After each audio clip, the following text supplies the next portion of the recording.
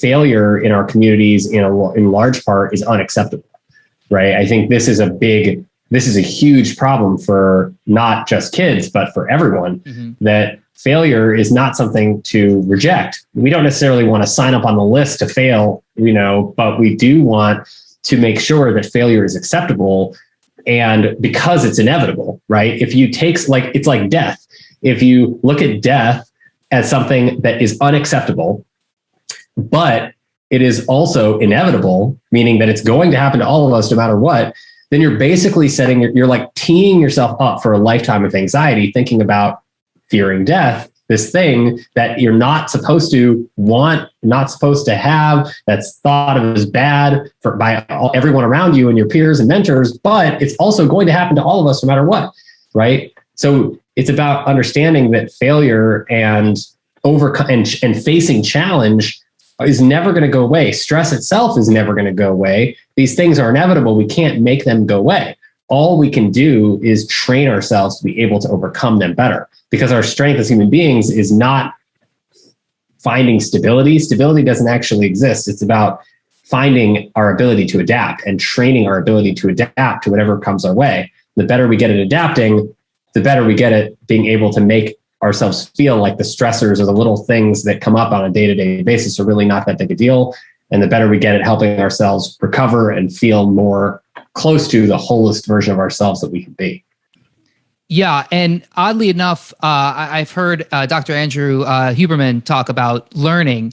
And he said one of the biggest parts about learning is the failure part. In fact, it is the failure part where your brain starts to begin to produce the BDNF and grow neural growth factor. And that's where you start to build the neural networks, is through the failure.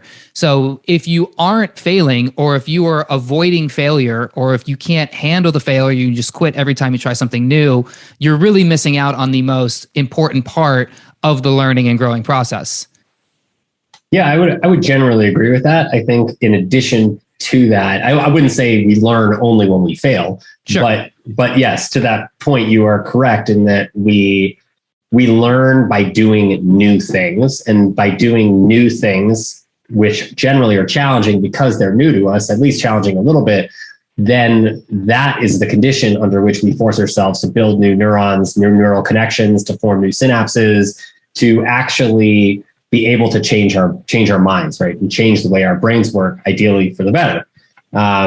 That neuroplastic response that Andrew Huberman talks about with BDNF, which is brain-derived neurotrophic factor, for those who don't know, that facilitates learning and the formation of new synapses and neural connections, is induced by anything that is a newness in our lives. So newness can be facing failure, which we haven't faced before, or it can be just doing something that we haven't done before with the opportunity to fail and accepting that that's okay, right? It doesn't have to be that you have to fail to learn. Of course, failure is one of the best ways we do learn from our mistakes, but you can also fail and not learn from your mistakes if you choose to ignore what the learning moments are, right? So it's really about challenging ourselves with newness, with new experiences that forces us to think about ourselves and question ourselves and the way we think about the world in new ways,